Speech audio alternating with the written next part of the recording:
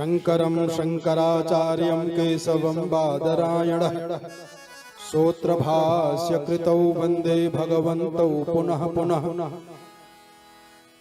सुखदेव जी महाराज कहते हैं राजा परीक्षित से कि राजन, जब देवर्षि नारद ने अपने पिता ब्रह्मा जी को बुलाया, तत्र तत्र गगनतल उडपतिरिव विमाना वनिवल भृपथ ममर विरैरभिपूज्यमानः पथि पथि च वरूथ सह सिद्ध गंधर्व साध्य चारण मुनि गण रूप गीयमानो।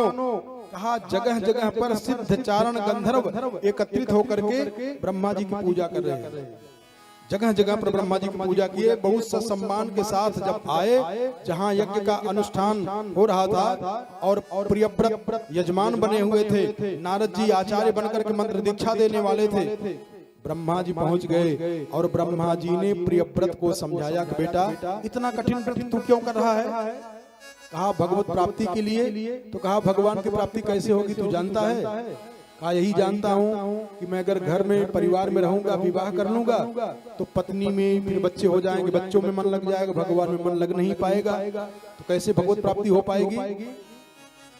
तो ब्रह्मा जी ने प्रियव्रत को समझाया कि बेटा सुन ध्यान दे करके, और हम आप लोगों को बता रहे हैं, सुन लीजिए वही प्रसंग। क्या ब्रह्मा जी ने प्रियव्रत से कहा कि निबोधताते दमृतम ब्रवीमि।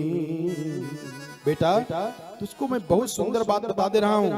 मां सोयुतुम देवमर्हस्य प्रमेयम वयम भवस्ते तत एव महर्षिर वहाम सर्वे विवसायस्य दिष्टम। बेटा ये पूरे संसार के जितने प्राणी हैं सब भगवान के इशारा पर नाचते हैं, सब उनकी कठपुतली के नाचने वाले कठपुतली हैं। कोई चाहे तपस्या से, कहा न तस्य कश्चे तपसा विद्यया वा। ध्यान देना, विधि के विधान को कोई बदल नहीं सकता है। कौन कह रहे हैं? ब्रह्मा जी बता रहे हैं प्रियव्रत को कि न तस्य कश्चे तपसा विद्यया वा न योग वीर्येण मनीषया वा। कोई तपस्या के द्वारा सोचे कि होनी को बदल दूं, कोई मंत्र के द्वारा सोचे कि होनी को बदल दूं, और कहा न योग वीर्येण मनीषया वा मय्वार्थ धर्मैः नैवार्थ धर्मैः परतः स्वतो वा। महाराज पूजा पाठ जब तक ये सब व्यर्थ है। कहा व्यर्थ नहीं है, ये अपना काम करेगा, ये आपको फल देगा, लेकिन जो पूर्व में कर्म किए हो, जो प्रारब्ध बन गया है, उसको तो भोगना ही पड़ेगा। जैसे कर्म तीन प्रकार का होता है, एक है क्रियमाण, दूसरा है संचित और तीसरा है प्रारब्ध। वही कर्म, जैसे भी जो कर्म कर रहे हो ये क्रियमाण है, इसका फल तुरंत मिल गया तो बढ़िया है। अगर नहीं मिल पाया, 1 साल 2 साल 4 साल 10 साल के बाद मिल रहा है, तो संचित किए हुए कर्म का फल है, वही संचित कहा जाएगा।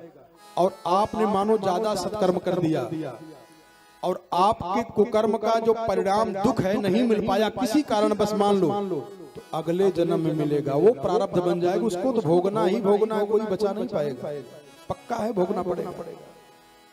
जैसे जब पितामह भीष्म रणांगण में सरसैया पर लेटे हुए थे, जिस दिन पितामह भीष्म को रणांगण में बाणों की सेज पर लेटना है, उसके पहले उनकी मां गंगा लड़ाई के मैदान को झाड़ू से साफ करनी है, कंकड़ न रहे, मेरा बेटा कल यहीं गिरेगा। माता जी को पता नहीं कि बेटा बाणों की सेज पर लेटेगा। और आप सोचे दुर्योधन इतना पाप किया, थोड़ा सा मारा गया मर गया, लेकिन कितने दिन तक पितामह भीष्म बाणों की सेज पर पड़े रहे। और जब अर्जुन के प्रार्थना पर भगवान द्वारिकाधीश उनके पास गए हैं, देखो ये पुत्र का कर्तव्य होता है, पुम नाम नरक त्रायते इति पुत्र। जब भगवान जाने लगे थे हस्तिनापुर से, तो अर्जुन रोने लगे। भगवान ने कहा क्यों रो रहे हो अर्जुन? कहा महाराज हमारे बाबा हैं भीष्म पितामह, मैं चाहता हूं कि अंतिम समय में उनको आपका दर्शन हो जाए। भगवान ने कहा चलो। जब भगवान गए तो भीष्म पितामह ने बाणों की सेज पर लेटे लेटे हाथ जोड़ करके प्रणाम किया भगवान को। सदेव देवो। पितामह भीष्म प्रार्थना कर रहे हैं, हे देवाधिपति सदेव देवो भगवान प्रतीक्षतां कलेवरं यावदहिनो हिनोम्या। हे देवाधिपति, आप अभी तक मैंने आपकी प्रतीक्षा किया, अब आप मेरी प्रतीक्षा करें। सदेव देवो भगवान प्रतीक्षतां, अब मेरी प्रतीक्षा आप करें, जब तक मेरे शरीर से प्राण निकल न जाएं, तब तक आप खड़े रहें हमारे सामने। उसमें वो पांडवों को दान धर्मान, राज धर्मान, स्त्री धर्मान विभाग सह, स्त्रियों का धर्म का निरूपण किया है पितामह भीष्म ने। दान कैसे करना चाहिए इसका निरूपण किया है, राज्य को कैसे चलाना चाहिए इसका निरूपण किया है। और जब स्त्रियों के धर्म का निरूपण कर रहे थे तो द्रौपदी जी हंस रही थी। पितामह ने कहा कि द्रौपदी हंस रही हो, क्यों हंस रही हो? द्रौपदी जी ने कहा कि नहीं महाराज, ऐसे हंसी आ गई। कहा नहीं, तुम उच्च कुल की जन्म लेने वाली हो और तुम्हारा विवाह भी अच्छे परिवार में हुआ है, तुम साधारण स्त्री नहीं हो द्रौपदी, तुम्हारे हंसने में कोई न कोई रहस्य है। हम उपदेश दे रहे हैं और तुम हंस रही हो। तब द्रौपदी जी ने रोते हुए कहा, महाराज आज आपका अंतिम समय आया, उपदेश दे रहे हैं, स्त्रियों का धर्म बता रहे हैं, वो दिन भूल गए आप। भरी सभा में जब हमको निर्वस्त्र किया जा रहा था, अगर आप उठ के खड़े हो गए होते, केवल नजर ऊपर उठा देते, तो किसी की हिम्मत नहीं थी कि मेरे वस्त्र को छू लेता, लेकिन आप सर नीचे झुकाए रहे। और आज आपका जब अंतिम समय आया हुआ है, तो आप आज स्त्रियों के धर्म की परिभाषा बता रहे हैं, राजाओं के धर्म की परिभाषा सुना रहे हैं।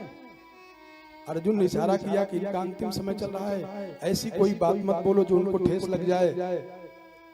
तब पितामह ने कहा कि द्रौपदी, मैं जानता हूं कि मैं खड़ा हो गया होता, तुम्हारे पास कोई नहीं जाता, लेकिन मैं क्यों नहीं खड़ा हुआ जानती हूं। देखो कई लोगों ने तर्क दिया है,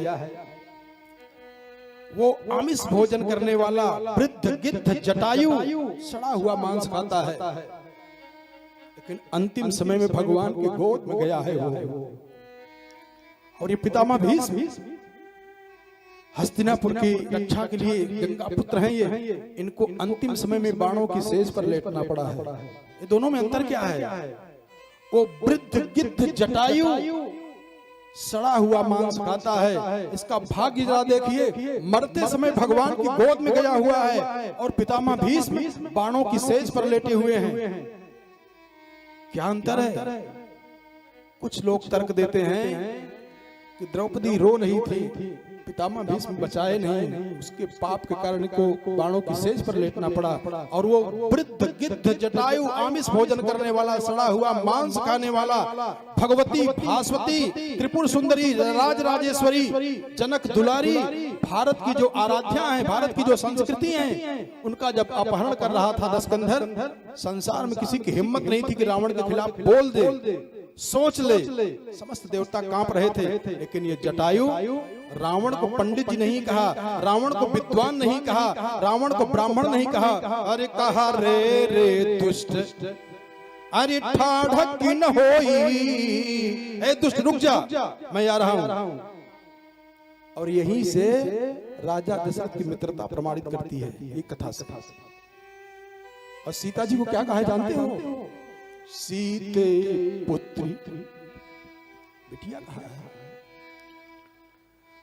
और जब सीता को बिटिया कहेगा तो भगवान उसको अपना पिता मानेंगे कि नहीं मानेंगे? सीता पुत्री कहा है, बिटिया तुम चिंता मत करो, जब तक मैं हूं धरती पर कोई तुम्हारी तरफ गंदी निगाह से देख नहीं सकता है। केवल मात्र इसी के फलस्वरूप ध्यान देना, केवल भगवती भास्वती की रक्षा के लिए अपने जान की आहुति दिया है जटायु ने, इसलिए भगवान की गोद में गए हैं। और पितामह भीष्म, द्रौपदी जी रोती रही लेकिन खड़े नहीं हो पाए, इसका परिणाम इनको बाणों की सेज पर लेटना पड़ा। लेकिन जब भीष्म पितामह से पूछा गया आप क्यों नहीं बचाए, तो भीष्म पितामह ने बड़ा सुंदर उत्तर दिया, बहुत सुंदर उत्तर दिया है। कहा महाराज आप चाहते तो द्रौपदी जी को बचा लेते, लेकिन क्यों नहीं खड़े हुए? तो भीष्म पितामह ने कहा कि मैं जानता हूं कि मैं खड़ा हो जाता तो दुशासन क्या, दुशासन का बाप भी द्रौपदी जी की तरफ नहीं देख सकता था, लेकिन मैं क्यों नहीं खड़ा हुआ जानते हो? कहा क्यों? कहा मैं जानता हूं कि द्रौपदी कन्हैया को अपना भैया मानती है, और आज जब इसके ऊपर विपत्ति आएगी और ये भगवान को करुणा करके बुलाएगी तो भगवान का एक अवतार और हो जाएगा, भक्तों को लाभ मिल जाएगा, भगवान का एक वस्त्रावतार हो जाएगा। इसीलिए मैं ये सब दुख को बर्दाश्त करते हुए सहता रह गया कि भगवान का वस्त्रावतार हो जाए, सब भक्त दर्शन कर ले।